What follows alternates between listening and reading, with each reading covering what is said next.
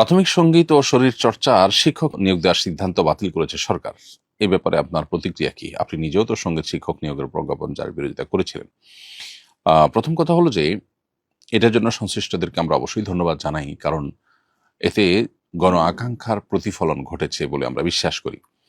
এদেশে দীর্ঘদিন পর্যন্ত সাধারণ মানুষের চিন্তা চেতনা, তাদের আদর্শ পরিপন্থী বিষয়গুলো তাদের উপর চাপিয়ে দেওয়া, খুবই সীমিত সংখ্যক মানুষের চিন্তা এবং দর্শনকে চাপিয়ে দেওয়ার একটা প্রচেষ্টা দীর্ঘদিন থেকে চলে আসছে।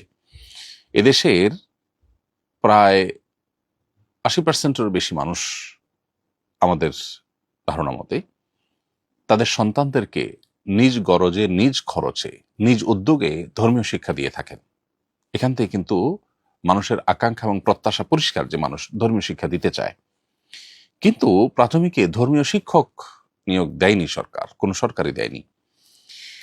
যে জিনিসটি জনগণ চাচ্ছে দিনের আলোর মতো পরিষ্কার, সেটি আপনি করছেন না।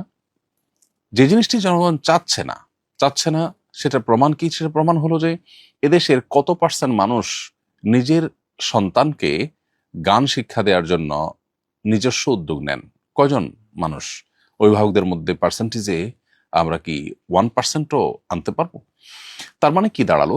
যে সন্তানকে গান শেখানো হোক স্কুলে, এটা এদেশের বেশিরভাগ মানুষ চায় না। তাদের অ্যাপ্রোচ থেকে বোঝা যায় পরিষ্কার। তারপরও আপনি সেটা চাপিয়ে দিচ্ছেন, অথচ অন্যান্য সাধারণ সাবজেক্টগুলো পড়ানোর জন্য পর্যাপ্ত শিক্ষকের ঘাটতি আছে দেশে, এবং যার ফলশ্রুতিতে এখনো পর্যন্ত প্রাথমিকে আপনার প্রচুর পরিমাণ শিক্ষক নেওয়া দরকার, বিশেষভাবে আপনার একেবারে সাধারণ যে সাবজেক্টগুলো আছে সেগুলোতেই।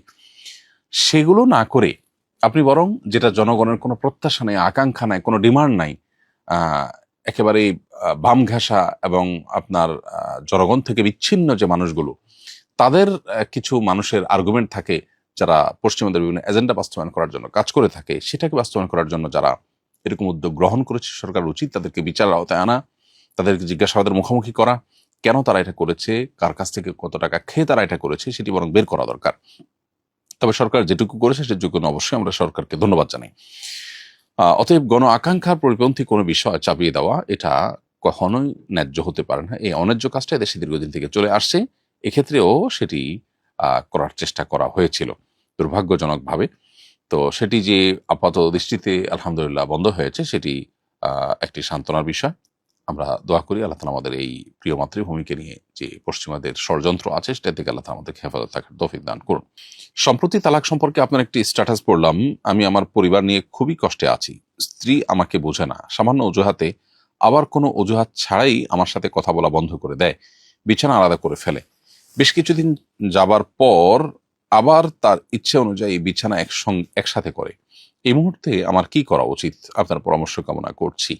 প্রথম কথা হলো যে দাম্পত্য সম্পর্ক যখন খারাপ হয়ে যায়, তখন আল্লাহ রাব্বুল আলামিন আমাদেরকে পরস্পরকে নাসিহা করবার নির্দেশ করেছেন। আপনি হয়তো সেটি করেন, আরো কার্যকরভাবে তাকে নাসিহা করবার উদ্যোগ আপনি নেবেন। সেই সাথে আপনার মধ্যে কোনো সমস্যা আছে কিনা সেটি খুঁজে বের করার চেষ্টা করবেন। যদি আপনার সঙ্গীর মধ্যে এরকম কোনো সমস্যা দেখেন যে সমস্যাটা আসলে অস্বাভাবিক, আপনার মনে হয় যে তিনি এক্ষেত্রে আপনার হক নষ্ট করছেন অথবা তিনি ভুল করছেন, তাহলে সেক্ষেত্রে তাকে বোঝানোর জন্য আপনার নিজস্ব উদ্যোগের বাইরেও অন্য লোককে দিয়ে তাকে বোঝাবার চেষ্টা, কাউন্সিলিং করবার চেষ্টা আপনাকে করতে হবে। এরপরও যদি না হয়, তাহলে সেক্ষেত্রে অভিমানের পথে আপনি যেতে পারেন কোরআনের নির্দেশনা অনুযায়ী। অভিমানের পথে যেও যদি সংশোধন করা না যায়, তাহলে তৃতীয় পক্ষকে এখানে এঙ্গেজ করা, তার পরিবার, আপনার পরিবারের যারা বুদ্ধিমান সে সমস্ত বিচক্ষণ মানুষদেরকে এঙ্গেজ করে তাদের মাধ্যমে এটিকে সমাধান করবার চেষ্টা আপনি করতে পারেন। এরকম ধাপে ধাপে আপনাকে চেষ্টা করা উচিত। একান্ত যদি মনে হয় যে না সমস্যা দিন দিন বেড়ে চলেছে, তাহলে সেক্ষেত্রে একসাথে থাকলে যদি আল্লাহর বিধান লঙ্ঘন হওয়ার উপক্রম হয়, গুনাহে লিপ্ত হওয়ার উপক্রম হয়, তাহলে সেক্ষেত্রে আপনার তালাকের চিন্তা আপনি করতে পারেন, এবং সেক্ষেত্রে শরিয়া যেভাবে বলেছে সেই পলিসিতে আপনাকে অগ্রসর হতে হবে যদি দরকার হয়। তবে আপনার যেটুকু বর্ণনা পড়লাম তাতে মনে হয় না যে বিষয়টা এত জটিল। এরকম স্ত্রীকে হ্যান্ডেল করার জন্য কি কি পলিসি আছে, কি কি উপায় আছে, এক্সপার্টরা কি কি পরামর্শ দিয়ে থাকেন, সেগুলো আপনি আমলে আনতে পারেন। আমার ধারণা তার মাধ্যমে আপনি ভালো একটা ইনপুট পাবেন। আল্লাহ তাআলা আপনাকে ভালো একটা সমাধানের পথ হয়তো দিবে ইনশাআল্লাহ তাআলা। এরপরে প্রশ্ন হলো, সুদানে নির্মম গণহত্যা চলছে, প্রাণ ভয়ে বাড়ি ছেড়ে বাড়ি ঘর ছেড়ে হাজার হাজার মানুষ পালিয়ে যাচ্ছে।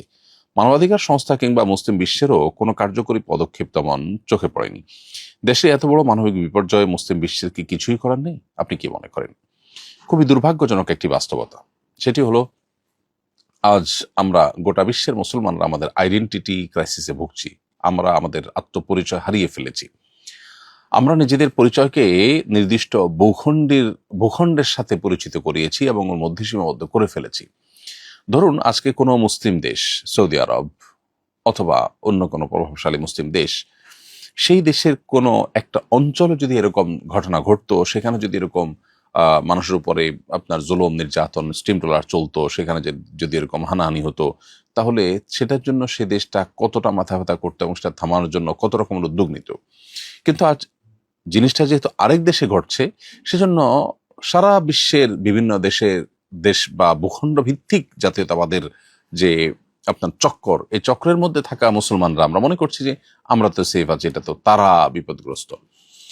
এই যে আমার দেশের হলে আমি একরকম ভাবতাম, একটু অন্য দেশের হওয়াতেই মানে শুধুমাত্র বর্ডারটা আছে সেজন্যই আমি তাদেরকে ভিন্ন কিছু ভাবছি। এটা হলো আমাদের যে আইডেন্টিটি পরিবর্তন করে দিয়েছে গ্লোবালাইজেশনের নামে পশ্চিমারা, সেটার একটা উজ্জ্বল উদাহরণ এটি।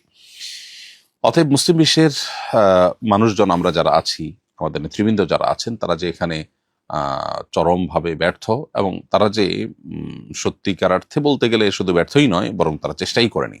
সফলতা ব্যর্থতা তো পরের কথা। এবং তারা আল্লাহ তাআলার কাছে আসামি, এবং আমরা সবাই আল্লাহ তাআলার কাছে এর জন্য কম বেশি জবাব দিতে হবে এবং প্রশ্ন মুখোমুখি আমরা হব।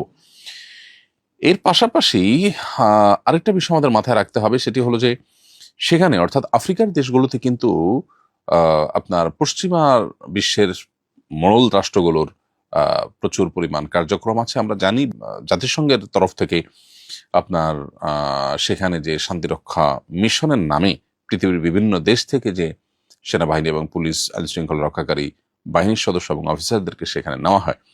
কিসের জন্য? শান্তি রক্ষার জন্য। সেখানে কোন শান্তিটা তারা রক্ষা করেন? তাদের যে সমস্ত লুটপাট হয়ে থাকে আফ্রিকা থেকে, সেই লুটপাটে যারা বাধা দেয়, তাদের বিরুদ্ধে লড়াই করার মধ্য দিয়ে তারা তথাকথিত শান্তি রক্ষার মিশন পরিচালনা করে থাকেন। সত্যিকারের শান্তি রক্ষা তো তখনই হবে যখন সুদানের এরকম তাদের যে গৃহযুদ্ধ, ক্ষমতার দ্বন্দ্ব, সেটির ফলে যে সাধারণ মানুষকে গণহারে হত্যা করা হচ্ছে, এটিকে থামাবার জন্য যদি কোনো কার্যকর উদ্যোগ নেওয়া হয়। দুর্ভাগ্যজনকভাবে সেরকম উদ্যোগ নেওয়ার কোনো ন্যূনতম কোনো প্রচেষ্টাও তাদের চোখে পড়েনি। এরপরও আজকের এই পৃথিবীর তথাকথিত সভ্য দুনিয়ার আসল অসভ্য রূপ, এবং মুখে ভালো ভালো কথা বলা আর বাস্তবে শুধুই লুটতরাজ করা এবং নিজেদের ক্ষমতা পাকাপোক্ত করা, সাম্রাজ্যবাদকে বিস্তার করা, এছাড়া অন্য কোনো টার্গেট যে তাদের নেই, সেটি দিনের আলোমতো পরিষ্কার। কিন্তু আমরা এরপরও অনেকে বুঝতে পারছি না। এটি দুর্ভাগ্যজনক একটি বাস্তবতা। আমরা দোয়া করি আল্লাহ রাব্বুল আলামিন সুদানের মানুষের কষ্ট দূর করে দিন, এবং তাদের কষ্ট দূর করবার জন্য একজন মুসলিম হিসাবে আমাদের যে ন্যূনতম দায়িত্ব আছে, সেই দায়িত্বটুকু আল্লাহ আমাদেরকে পালন করবার তৌফিক দান করুন।